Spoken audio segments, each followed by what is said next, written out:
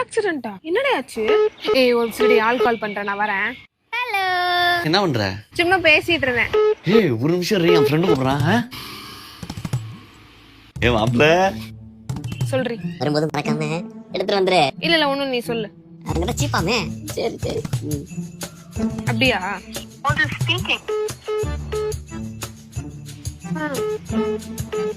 ஹாஸ்பிட்டல்லாம் போனே இல்லையா? என்ன சொன்னா?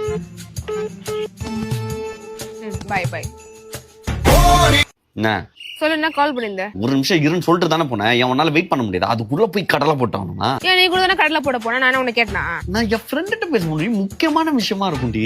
நான் கூட தான் உன்கிட்ட முக்கியமா சொல்ல வந்தேன். அவன் துபாயில இருந்து போன் பண்றான். அங்க டைம் வேற, எல்லாமே வேற. சரியா? அதுக்கப்புறம் எப்ப அவன்கிட்ட பேச முடியும்? அவனா கால் பண்ணும்போது தான் பேச முடியும். அதே மாதிரிதான் என் ஃப்ரெண்டுக்கும் வேலைக்கு போகணும், வீட்டுல வேலை இருக்கு, லவரை பார்க்க போகணும். அவ குடுக்குற டைம்ல தான் நானும் பேச முடியும். நீ இப்ப என்ன பழி வாங்கணும் உனக்கு?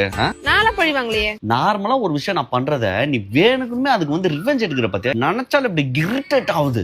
சரி, இனி நானும் உன்னை ரிவெஞ்ச் எடுக்கிறேன், பாத்துருவோம். சரி பார்க்கலாம். ரொம்ப முக்கியமான விஷயம்னு சொன்னா என்னது? எனக்கு பொண்ணு பார்த்துட்டாங்க, கல்யாணம். சூப்பரா, கங்க்ராட்ஸ். நீ ஏதோ ஒரு முக்கியமான விஷயம் சொன்ன. சொல்ல முடியாது வை. திரும்பி அவளே என்ன பழி வாங்கிட்டா.